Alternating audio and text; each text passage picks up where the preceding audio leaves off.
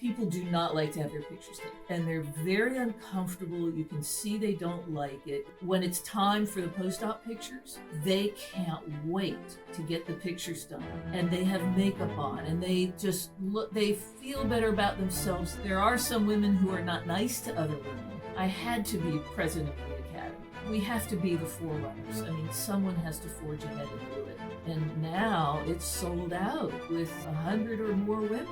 Women are very self-deprecating. Don't beat yourself up, because you really are better looking than you think. You really are smarter than you think. And you really can do things better than you think. I'm gonna kick back when you fake that. Welcome to Beauty Unveiled. I'm Dr. Angela Sturm, where we talk about everything in and around plastic surgery, the people doing it, the people getting it, and the people supporting the people getting it. And I'm so honored today to have Dr. Theda Kontis. She is an internationally recognized facial plastic surgeon, teaches and speaks on injectables. She's a board member of ABFPRS. AAFPRS, was the second president of the AFPRS. Is a mom, is in private practice, and writes research papers. So like, you do everything. It's amazing. So thank you so much for sharing your time with me today. Thank you. It's very kind of you to invite me. I appreciate it. Yeah, absolutely. So how do you do? How do you wear so many hats and do it so well and do it with such grace? Like, how do you have so many identities and inspire the rest of us to to do all these things? Well, you know, it's fun. You have to enjoy what you're doing. I mean, I love being in private practice. I love going to work every day. The day that I wake up and I don't want to go to work, I know that it's time for me to retire. I love being a mom. I love seeing my daughter, you know, following my footsteps and her dad's footsteps. And she's a resident at Hopkins now in otolaryngology. It's fun. I wrote a textbook. That's just been fun. And none of it feels like a chore. You know, I think a lot of life coaches tell you to stay in your sweet spot. And, you know, I'm a baby boomer, and the sweet spot for baby boomers is to work. So I like to work, and I like to be productive, and I can't just sit around and do nothing. So I enjoy it. It's fun. And I think that that's what motivates me to keep going, really. Yeah. Yeah. They say in that 20%, the part that makes you happy, that you focus on that and keep doing that, you know, and then you'll be happy and successful and do more. Exactly. So what did you think whenever your daughter said she wanted to be an otolaryngologist also, like you and your husband? We told her that that was really a bad idea. Because, you know, we lived it, and we lived being residents at Johns Hopkins in surgery, which is really hard. Her dad and I met as residents because, you know, we had no social life, so you have to look around and see who's around nearby. But, you know, we had to do 2 years of general surgery, which was really, really tough. And then we did 5 years of otolaryngology, and then each of us did a fellowship. Dave did peds oto, and I did facial plastics. And he stayed on the faculty at Hopkins, and I went into private practice. So when our daughter said, you know, she wanted to, you know, go into otolaryngology and be a surgeon, Dave and I said, no, that's terrible. You know, you do much better to do infectious disease or, you know, psychiatry or something that's not surgery. But, you know, quite honestly, it's a kinder and gentler world than it was when we were residents, although they work very, very hard. Their hours are terrible, but ours were too. And, you know, sadly for our daughter, we have no empathy or sympathy for her when she complains about being tired. You have no idea what we went through. You know, I know. So shift for 24 hours and another 8 hours after that. And exactly. So, you know, we told her not to do it, and she's doing it, and she loves it. So yeah, you know, that's awesome. It's wonderful. Yeah, it's a testament that y'all did it, and you did it very well, and she was inspired, you know, because it can go either way. So that's y'all did a great job as parents and physicians. So Well, thanks. And that all goes back to loving what you do. yeah. And Alexandra sees it. She sees that we love it. We love helping patients. We love just being good doctors. Yeah. Yeah. She sees that passion. She does. Good. And she's a really good resident too, because she, the poor thing, grew up with our complaining about residents who were subpar. So she knows what not to do. Right. Do not call the attending if you haven't seen the patient. So She knows the rules. oh yeah. We used to joke that the spouse of a resident was at least 2 years behind the resident because they listened to all the calls, that they could answer a lot of the questions. So I think she's heard a lot. Maybe that explains why she knows what she's doing. She's got that. It's in her brain. Yeah. It's in Osmosis. Yeah, exactly. So what made you choose facial plastics? Well, it's a good story, actually. I am Greek, and I had a big Greek nose growing up, and got teased a lot in high school. I guess it was middle school. I was 14, and I said to my mom, can I just get a rhinoplasty? And mom said, yes, call a doctor. And she was sort of shocked when I did. And I made an appointment and I saw a doctor and I had my nose done. And I really felt like it made me human. I felt like I was deformed, and I would sit, and cover my nose so that people could see it. And after surgery, I just didn't look at my nose again. I just felt like my abnormality was fixed. So when I was doing facial plastics as a resident, I sort of relived all those emotions, and it just hit home with me. And now when I do a surgery, I can't wait to give patients their before and after pictures and sort of see them going through what I went through. But also, it's really fun for me to see what I've done for them. Yeah. So that's why I love this world of facial plastics, because it is fun. It's fun to help people feel better about themselves. Yeah, and just to see their face light up and see whenever they come in, for follow up, and you can just tell they're like bubbly and talking to people, and absolutely. Absolutely. And when we take pictures before surgery, people do not like to have their pictures taken. And they're very uncomfortable. You can see they don't like it. You almost have to talk them through getting the pictures done. And when it's time for the post-op pictures, they can't wait to get the pictures done. And they have makeup on, and they feel better about themselves. They want to look good. And you give them the before and afters, and sometimes people say, wow, did I really look like that? Because they still look like themselves, but just a better version or how they used to look. So it's fun to see even that transformation of wanting to have their pictures taken. Yeah, I think it's so funny you say that, because online people say, oh, they have makeup on, and I'm like, yeah, they feel great. I cannot keep them from putting their makeup on. I just can't. Exactly. They come in with it because they know it's picture day. Yeah, and they're ready, and they'll say, oh, well, I'll get ready for picture day. I've had patients, I'm like, oh, you're here for something else, let's take them. And they're like, no. I need to be ready. Not ready. Okay, good. Well, and like you said, they're just as excited as we are, and it's the best, It is. And it's great you have that perspective that you can give patients, that how it feels, and what it's like afterwards, and can help talk them through parts that maybe aren't as glamorous, until they get to the part that they do feel better. So it's great you have that perspective. And a lot of patients do ask me that question of why I went into it. So it is. You're absolutely right. It's another point of connection that I went through it. That's what I'm going to help you get through it. Yeah. And then they know that you understand like how they're feeling. And I feel like it helps, because I got mine done too at the end of my fellowship year, because I watched them do noses for a year and was like, I want that too. Mine's crooked. I have a bump. Yeah, I need that. So it's nice. I feel like they feel a little bit more vulnerable, that they can open up and say, oh, okay, well, I'm stressed about this or that. And you're like, oh yeah, I totally understand. This is going to get better and this is going to happen, that they can have that safe place.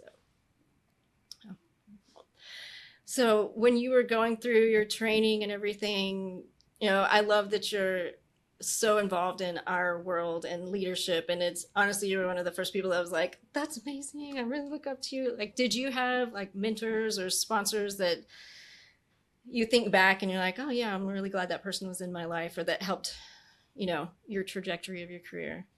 Absolutely. The two people that helped me the most were Peter Adamson and my partner Ira Papel. They encouraged me to be part of the academy, and there were no women in the academy.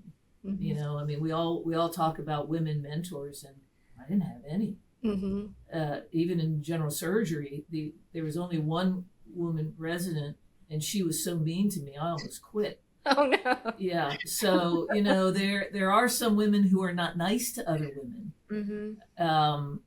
And so as a woman in a very man's field, in general surgery, it was maybe okay to have some women. Well, not in facial plastics. There were zero. So, you feel like you have to give back. I feel like I had to be president of the academy.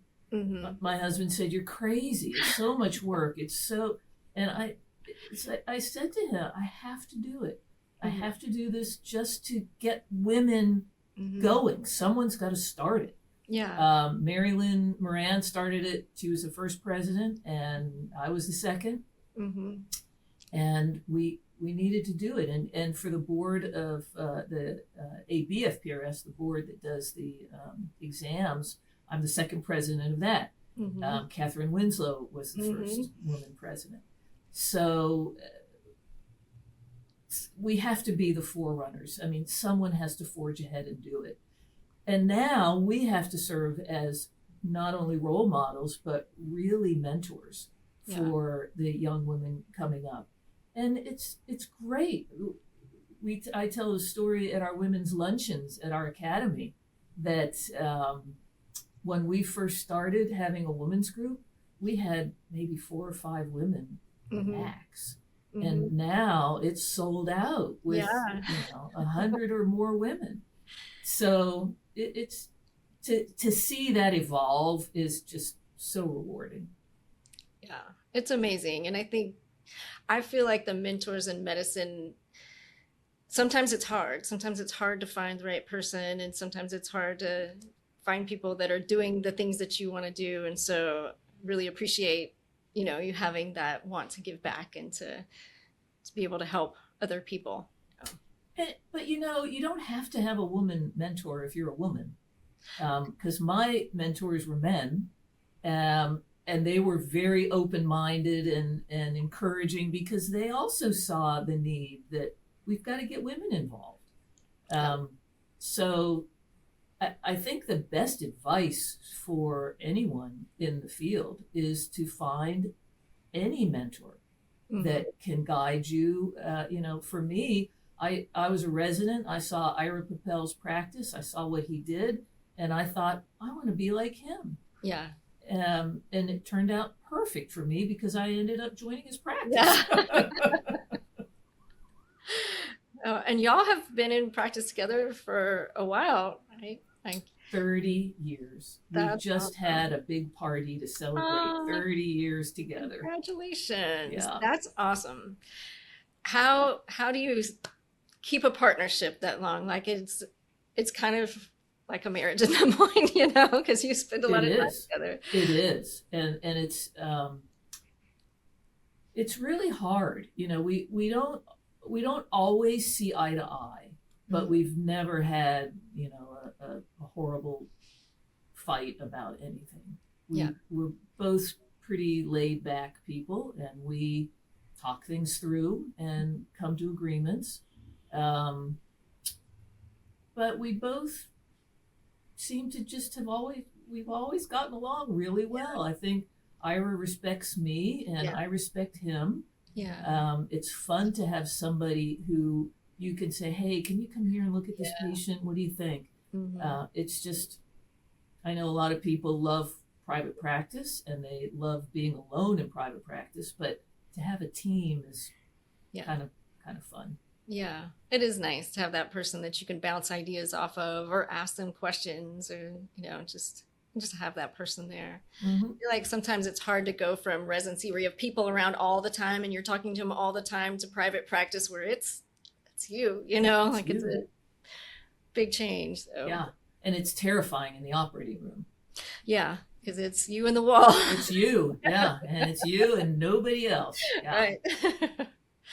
Oh, yeah, really nice to have that partnership. I like having other physicians around in the practice as well. What is something that you found challenging about being president? I'm sure there was a lot of things, but that's a tough one. I think probably that things don't move as quickly as they do in our offices. We see a problem and we fix it. And in a business, like the Academies of Business, you see something you want to fix and it's a process. You have a committee and they have to work on it and it goes so slowly. And I think as surgeons, we want it like, this is what I want and I want it tomorrow. Right. So I think that was probably the hardest part, but I had a blast being president. Yeah. There are some things you can fix. One thing I did was I wanted the membership to know the statistics of the academy better. So we did a dashboard of all the finances, and it's on the website. And we're visual, and they would, talk to us about all this stuff, and it's like, no, we need graphs. We need to see where we've been, where we are, how many members we had then, how many we have now. And we can look at a bar graph and say, oh yeah, I get it. Okay. Right. So I did that. And I think that was really helpful. And that will continue now. Every year they'll add more data. And then one of the more fun things I got to do was to actually fight UnitedHealthcare on they decided they weren't going to pay for functional nasal surgery and a septum at the same time. And so we wrote letters and did all kind of stuff, and the academy, the otolaryngology academy, did the same thing and went nowhere. So then I looked over the names of the people who were the medical director at UnitedHealthcare, and her name seemed familiar to me. And I looked her up, and she had been at Hopkins. And not only that, she was in my husband's medical school class. Oh my gosh. So I sent her an email. Yeah. And that opened the door. Oh, wow. So we got the information through, and eventually they don't tell you, oh, thanks for the information. We'll let you know when we change the policy. You have to keep checking the website and seeing if they changed it. Wow. And it was a terrible policy to not let you do the septum and use the cartilage to do the functional surgery. You had to do the septum, throw away all that cartilage, and then what do you do for the functional part? So so we fought it and won, and it's kind of fun to do that. So as a president, you can either bury your head in the sand and say, I'm just going to get through my year, or actually make some changes. So yeah.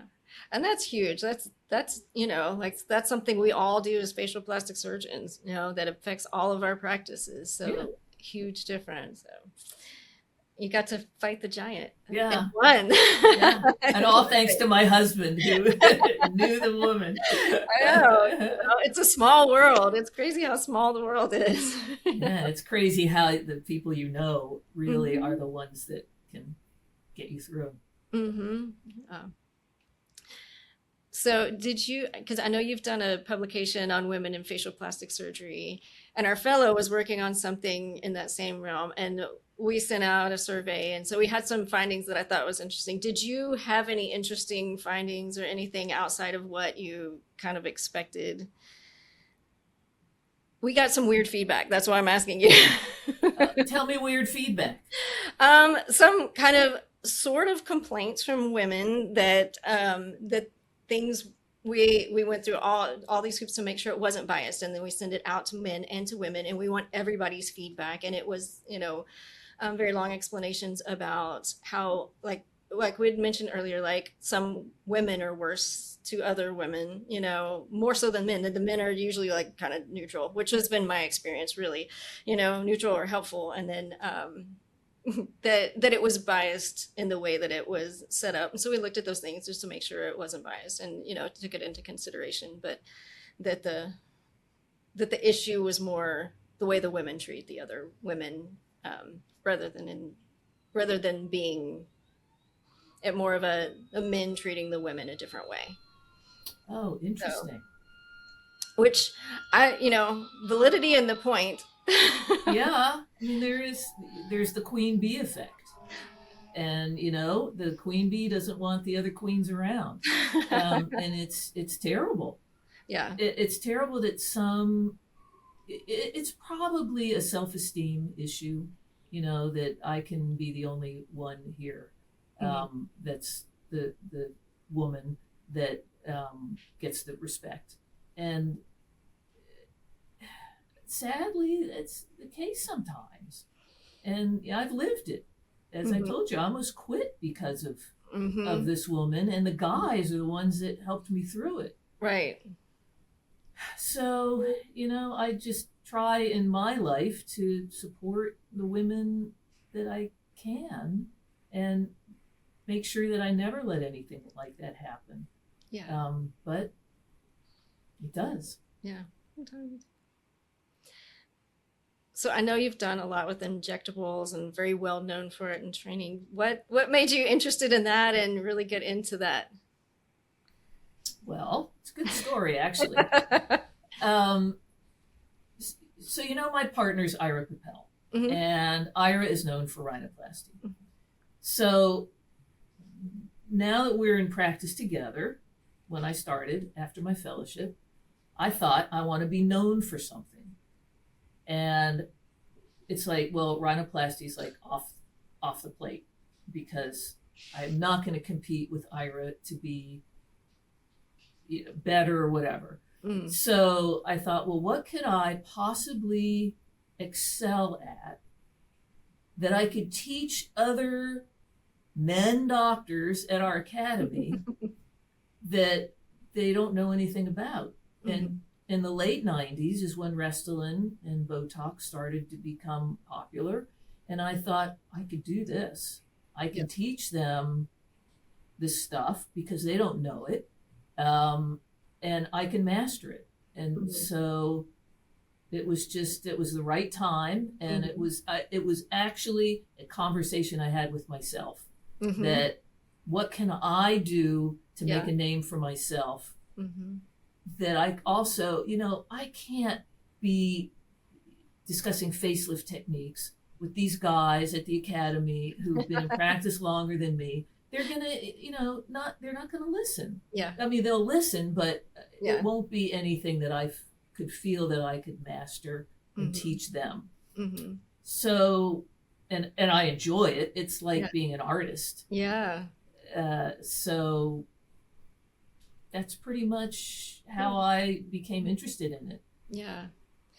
It's fun. It's immediate gratification. Like, It I is. love that part. Like you said, you can do it and watch it and a little bit more here and there. And it is a lot of fun. And how fun it is to hand the patient the mirror and they say, whoa, I look better. Oh, just a office visit, and they're like, yeah, that's amazing. Right. So gratifying. And you and I do it too, I know. You and I know exactly. It's like, oh yeah, I'm so glad I got my lip filled. It looks better now, I know. And you're like, oh yeah, that was better. I needed that. Yeah. Right. Awesome. Cool. So one last question for me. What advice would you give your younger self? Oh, that's a very good question. My younger self was very hard on herself. And I think women are very self-deprecating. And I wish I hadn't been. Mm-hmm. I saw a picture of my nose when I was younger. I have one picture of my before nose, and it wasn't that bad. Mm-hmm. And then I thought I was way overweight my whole, young self. And I've seen pictures of myself thinking, I wasn't overweight. I actually Right. looked okay. Right. But we beat ourselves up so much, and that's just what women do. Mm-hmm. And I wish I hadn't, Mm-hmm. but I think part of growing up and maturing and accepting yourself, I think you kind of get over that. Mm-hmm. And then you get to be my age, it's like, I don't care. Whatever it is, it is. I can't lose those 10 pounds, and I'm not going to. But yeah, if I could give even just advice to younger women is just don't beat yourself up. Just be much more accepting of yourself, because you really are better looking than you think. Mm-hmm. You really are smarter than you think. And you really can do things better than you think. Yeah, we are. We're hard on ourselves. It Yeah. has to be perfect. We have to be 110% before we make that jump, Yeah. Which you don't really. But, it's probably why you and I are here. I know. It's what makes you really good at things, because you're like, no, I need to be better. Beyond. Yeah, exactly. Good is not good enough. It has to be really, really good. So, Exactly. yeah. That's why we are mothers and doctors, right? Yes, all the different hats. Yeah. Awesome. Well, thank you so much. I really appreciate you spending your time with me and chatting and sharing your wisdom. I really appreciate you, and appreciate you being on the podcast today. Well, you're very kind to have me. It was really fun chatting with you. I hope somebody gets a little bit of something out of this and helps their careers and their lives. Yeah, for sure. Definitely helpful. Oh, well, thanks again. And so where can everybody find you? In Baltimore. You can find me I'll give you my email address, tckontis@aol.com. Yes, it's AOL. I know, it's because I'm old. My website is ACW Plastic Surgery, and that's the Aesthetic Center at Woodhome. Mm-hmm. And I am in Baltimore. If anybody's in town, you're welcome to come to the office and look around. We have a beautiful office. We just remodeled. We have some operating rooms, and it's grown a lot since I joined Ira, and that's been a lot of fun too. Yeah. So. Amazing. Well, that's awesome. Well, and thank you so much. And thank you to everybody that listened to Beauty Unveiled. I'm Dr. Angela Sturm, and you can find me at www.drangelasturm.com.